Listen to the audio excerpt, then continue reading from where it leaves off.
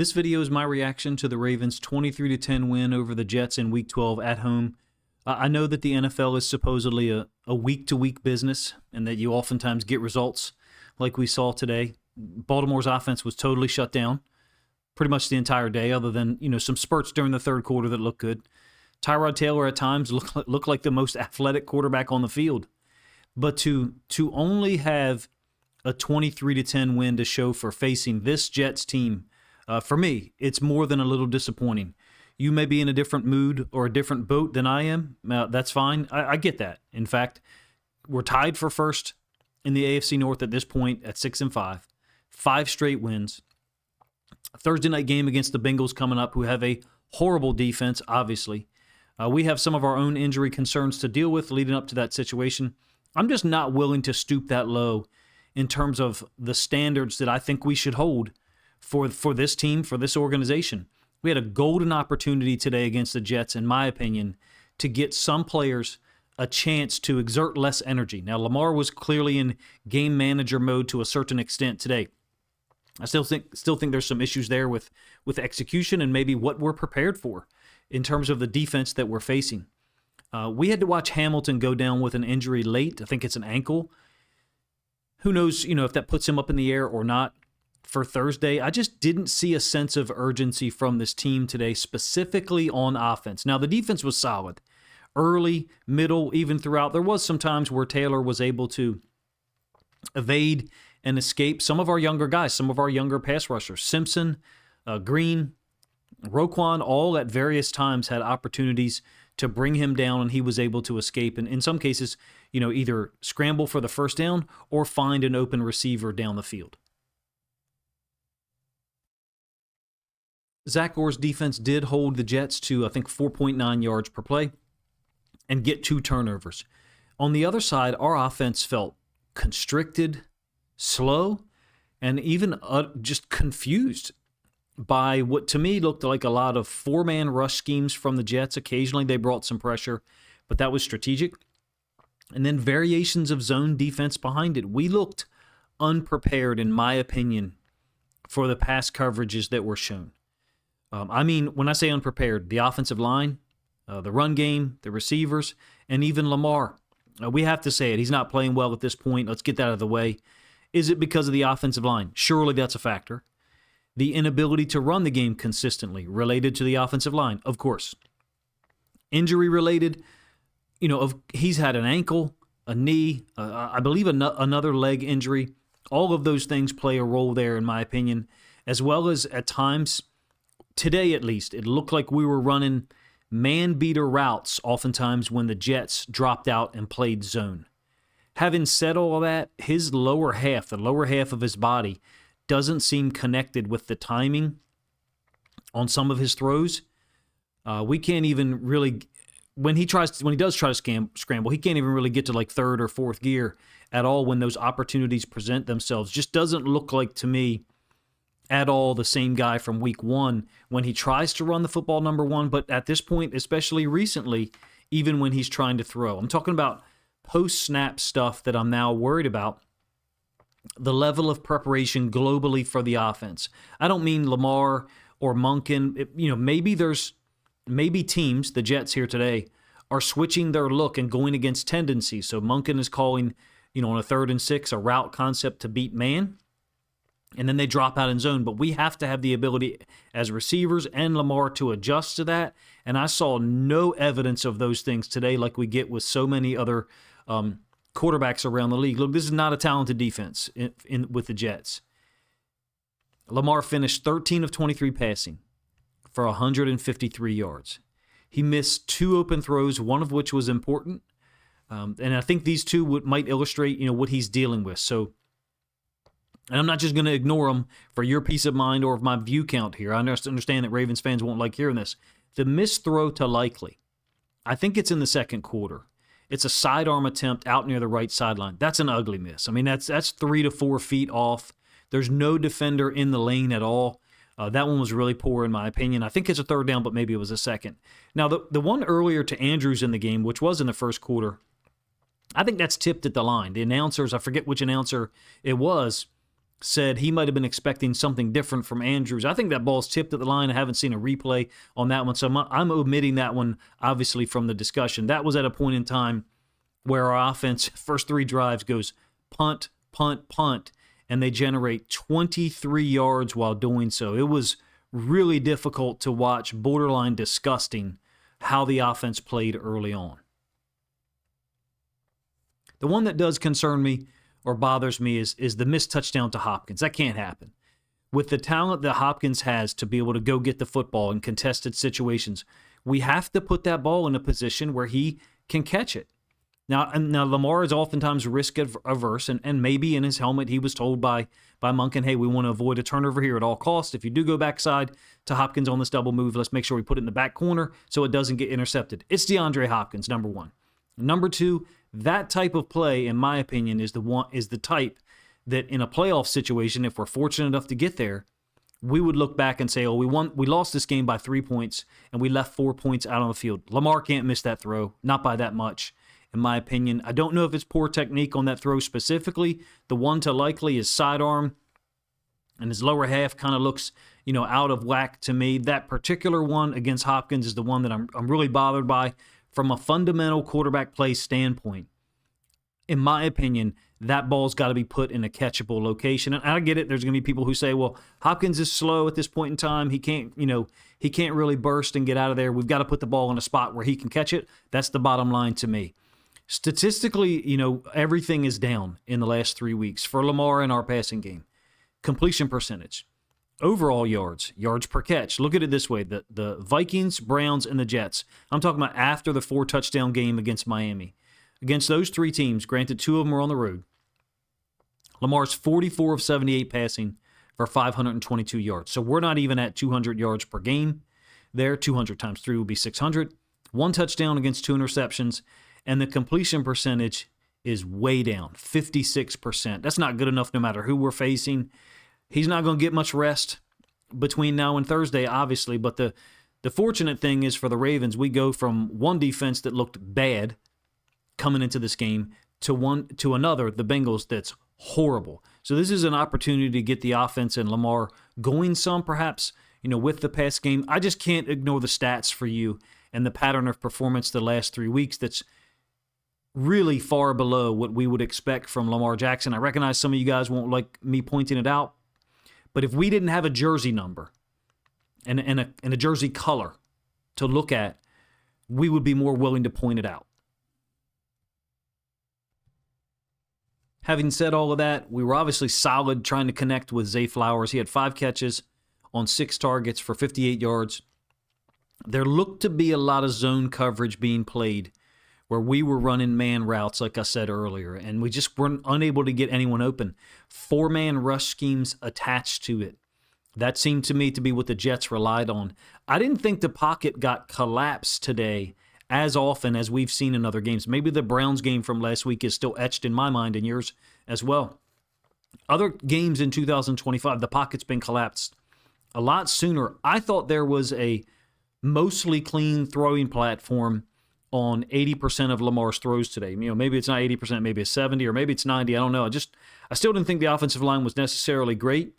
I'm just not willing to look at today's film, at least from a live broadcast, and say this was the offensive line betraying Lamar. He's got to play better. He's got to put balls in a better spot, especially when we're down there in the red zone, if we want to beat the better teams in the league or even have a chance to do so moving forward. Another injury situation that's a big deal, obviously, is Kyle Hamilton. He did have, I think, 10 tackles on the day. Because we were in such a dogfight, the Jets are up 7-0 in the second quarter, and then even after our offense wakes up in the third quarter, scoring twice in the third quarter, the Jets get to within 17-10 on that field goal early in the fourth. Hamilton was in the game throughout. Obviously, he should be if it's a close game, right, if it's competitive. To me, it looks like an ankle injury. I think it's in the final 4 minutes of the fourth quarter, but I could be wrong. In my opinion, the best case scenario would have been we get rid of this team early and get him off the field and give him an opportunity, to rest and hopefully stay healthy, because I think we're stressing him a lot by having him up near the box, playing to defend the run and the pass. It's not that he can't do so. He's able to, but we're constantly putting him at risk, in my opinion. If we took care of business today, then we could look at certain guys, Hamilton, Lamar, who may or definitely are dealing with injuries, and let them have a quarter off, the fourth quarter leading up to Thursday's game against the Bengals. Nope, not at all. We come out incredibly flat on offense, really uninspired, in my opinion, and have to have all of those guys on the field for pretty much the full 60 minutes until TJ Tampa closes it out. Our offense put up 241 total yards today. We looked abysmal and, in my opinion, unprepared for the Jets defense. I find it hard to believe that they were tricking us so often. So I'm real interested to see what the film looks like tomorrow morning. We finish at 4.2 yards per play. Now, Henry did have the 2 touchdowns in the second half. We did kind of get things rolling with those drives, and I'll talk about one of them here in a moment. I think the 6th possession, first one of the third quarter.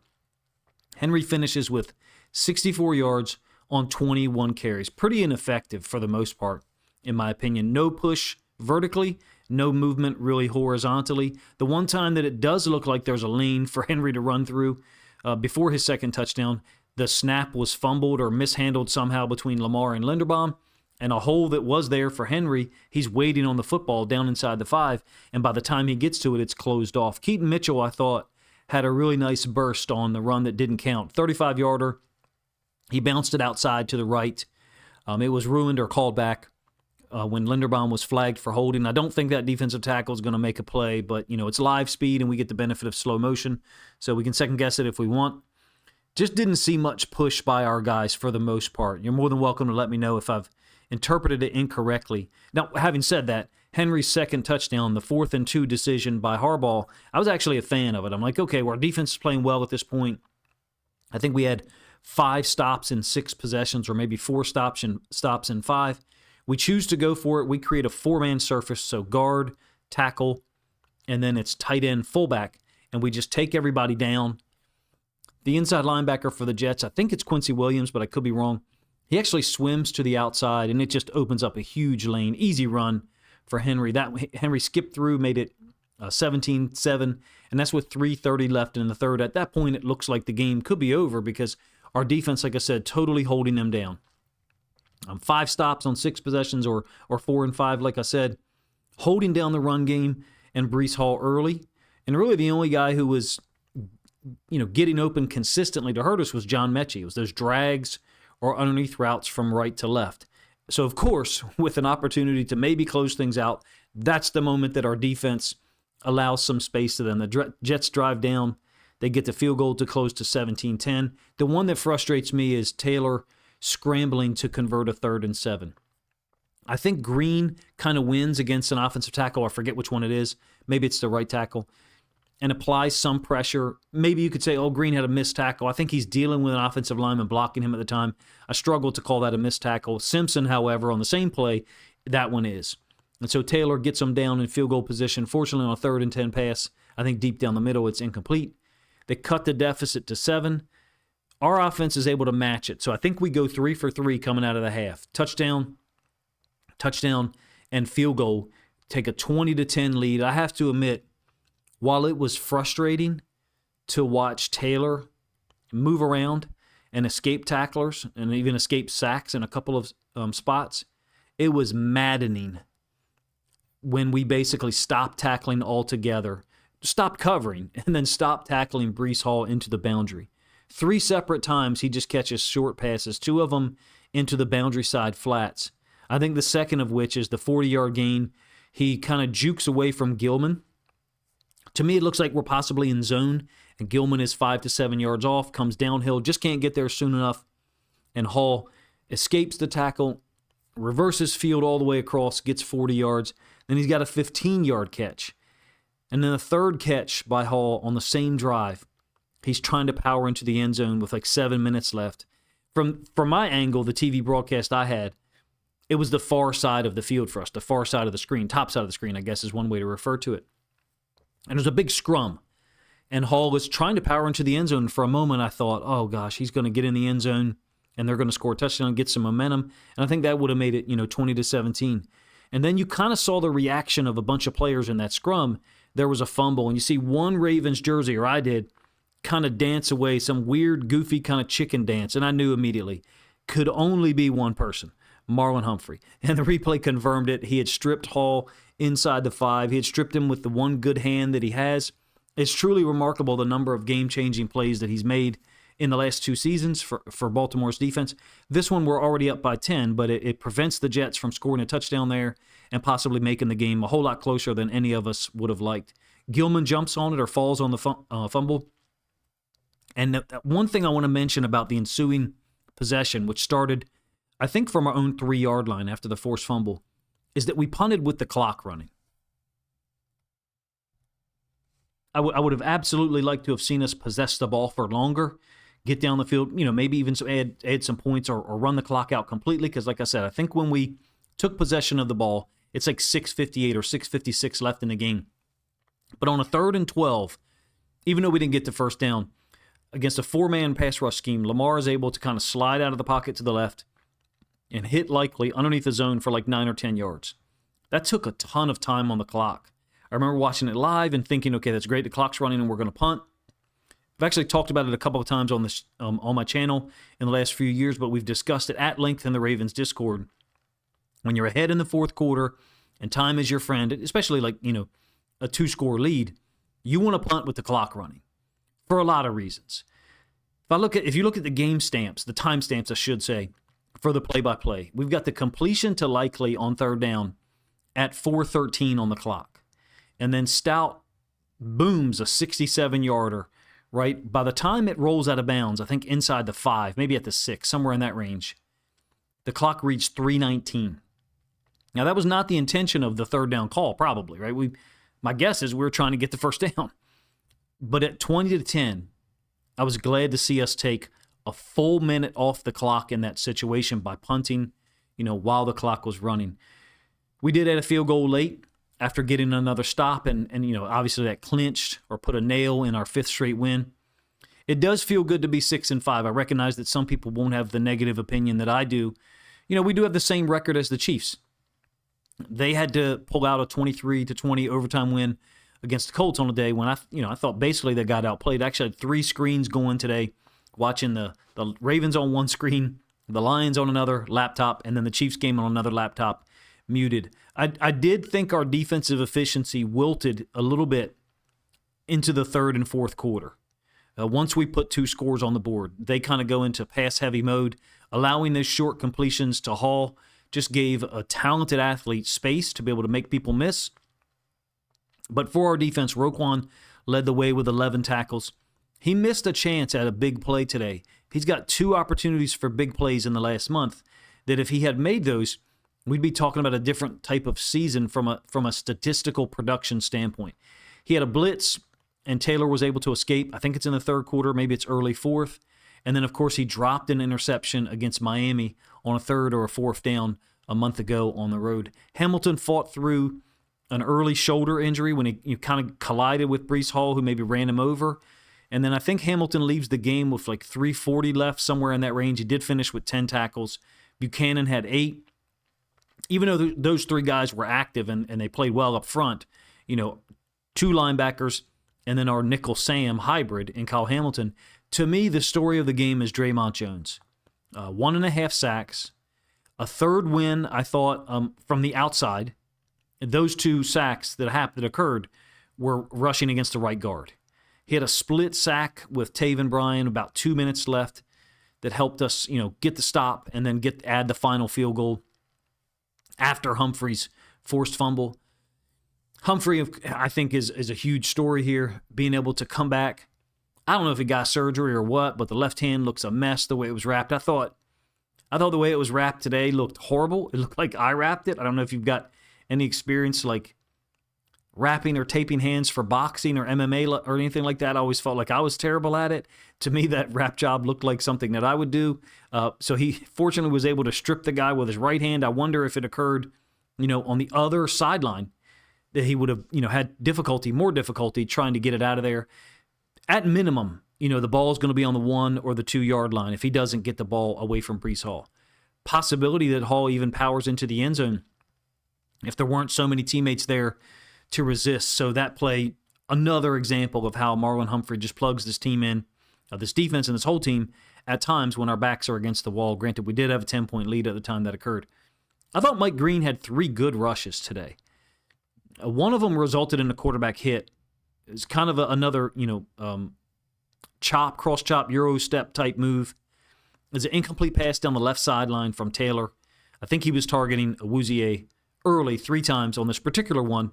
It was deep down the field against Awuzie. Green, I thought, had 3 good wins today, or at least 3 good rushes. Defensively, we did hold them to 78 rushing yards on 26 attempts. So that's 3 yards per carry. That's good. We can deal with that, right? TJ Tampa had the late interception on a deep ball from Taylor. We finished +2 in turnover margin. Both of those turnovers occurring in the fourth quarter. I do want to talk about us coming out of halftime. Our 6th possession here. The Jets lead 7-3 after a really disappointing first half. I'll read you my halftime notes here in a moment. I don't think people necessarily want to hear my halftime notes, so I usually push that to the end of these reaction videos. But in any case, the 3rd and 15, the defensive pass interference to Andrews. It's the 4th play down for you guys. I think that's the right call. I mean, it looks to me like there's a ton of contact. Sometimes there's interference before the ball arrives. Sometimes there's interference as it arrives. I thought in this situation we had both. And so to me, I thought it was a clear and obvious call. So, credit to Lamar for throwing the ball there. And I wonder if sometimes we're so risk averse. Let's do it this way. Lamar actually scrambled out of the pocket there to throw it to Andrews down the right sideline. Here's a thought that I have about Lamar right now. I wonder if he would throw that football if he was in the pocket. And the only reason I ask that is because he's so risk-averse, trying to avoid turnovers. I wonder if at times he's less willing to push the ball down the sidelines when the angle is different. When he's scrambling around to his right, obviously it's going to be the right sideline that he throws deep on. To me, it seems like he's more willing to put those balls, I don't want to say a jump ball and put it up, but he's more willing to give guys an opportunity to go make those catches when he scrambled around some, mostly to his right, but sometimes to his left. You're more than welcome to let me know what you think of that thought. If I didn't develop it well enough and explain it to you, that's fine. The one I really like is the 3rd and 3, 3 snaps later from their 38. So we've crossed midfield. A couple of short runs by Henry have created a 3rd and 3. And it's Hopkins, what to me looks like man, over the middle. Real quick pass. It's like 9 yards. I didn't think it was really even 9 yards, but numerically, it certainly was. We didn't really get a good view of the next snap from the sideline angle, the sideline broadcast angle, which is typical. They kind of snapped the ball while there was still the end zone angle view, so I couldn't really see it. I think the next snap is from the 29, and I love this play call. After converting the 3rd down to Hopkins over the middle, we go with a reverse to Flowers, and I think it's to the field. Andrews, a pin down block, likely out in front, kind of like likely's kind of faking like he's going to go with the running back and then veers back out to the right. In addition, Linderbaum works his way out there. The part that I really like about this reverse, even though it only gained 12 yards, is that Ronnie Stanley, all the way from his left tackle position, is getting out to the right and playing a role out there, out in front. Didn't, result in a huge play, but 12 yards is a significant gain on 1st and 10 because it gives us a new set of downs. Number one, kind of puts the defense on the back foot. Maybe some of those anomalous plays, I don't want to say trick plays, but things that are slightly different timing-wise could help us loosen defenses up a little bit. Mitchell with a really nice run, right to left for the offense, so I think it ended up going off tackle over top of Stanley's side on a 2nd and 7. A boot by Lamar, he keeps it and gets knocked out of bounds by the safety. Didn't really look like he got into 2nd or 3rd gear there at all. The 2nd and goal from the 3 is the one where there's a bobble snap or something like that. And he's just barely able to get the ball to Henry. It looked like, to me, there was a lane there for Henry to almost maybe walk in from the 3-yard line, but he had to wait so long to get the ball. Who knows, whose fault it was. But in any case, the very next snap, Henry powers in. It's an actual power concept. A 2-yard touchdown run to give us a 10-7 lead. The offense finally woke up.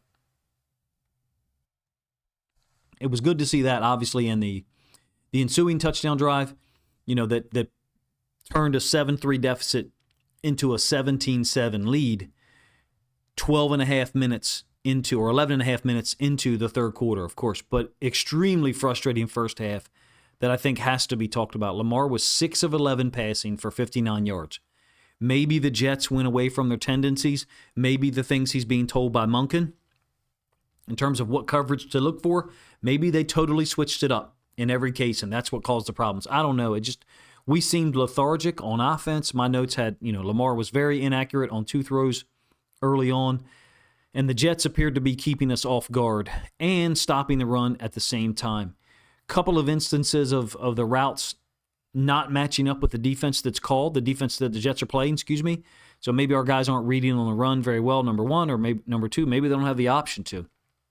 In any case, we were caught off guard by a lot and looked atrocious. Now, Flowers did have gains of 20 and 14 yards on our last drive of the second quarter. When we got a field goal, we had to settle for one, unfortunately.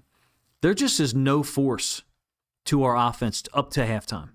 There's no commitment to anything. We look like a team that tries to do too much and does none of it well. Now, I'm not saying that we should just run the ball or we should just throw the ball. It just seemed to me like we were a team not sharp and not focused or prepared at all for what we were going to see. Obviously, neither I nor you or anyone has any idea what the game plan called for. That's just based on my observations, watching it live one time. Tyrod Taylor, however, was sharp and in control during the second quarter. Up to halftime, he was 8 of 13 for 102 yards. He found John Mechie all over the place. Mechie had 4 catches, 59 yards. Of course, the touchdown to help them take a 7-0 lead on their 4th possession. It's a 12-play, 79-yard drive. Very embarrassing, if you ask me, in that the same route, three of them were the same route. Mechie from the right side, running essentially a drag over into the boundary from the field. It looked to me like they just kind of cleared out the boundary side coverage, ran him over into the boundary. But in any case, another one was against zone where Roquan, I think, ends up covering that zone. He does make the tackle, but Mechie catches it still for 9 yards. The Jets, up to halftime, had outgained us 150 to 72. Lamar, was having trouble deciphering the defense post-snap. The Jets, I thought, were dropping 7 in coverage a lot. And somehow, A, we didn't have anyone open. And B, there was late pressure on Lamar at times, which kind of interrupted his flow. The notes, nor my opening about Lamar is promising. It's a different game every week. Of course, when we get the Bengals at home on Thursday, we could absolutely annihilate their defense from the jump, right? We could give them 60 minutes of the best that we've got. But I find it hard to believe that we even do that. After sitting and watching this game against the Jets, yeah, Aaron Glenn has done great things in the NFL as a player, and then the last 2 years in Detroit as a defensive coordinator. So far this season, hasn't been great, number one. Number two, they traded away their 2 best defensive players, still came in here to Baltimore and held us to 72 yards on 5 possessions in the first half. Extremely disappointing for me. Thankfully, our defense has totally turned the corner in 2025 under Zach Orr, a little bit sooner than last year.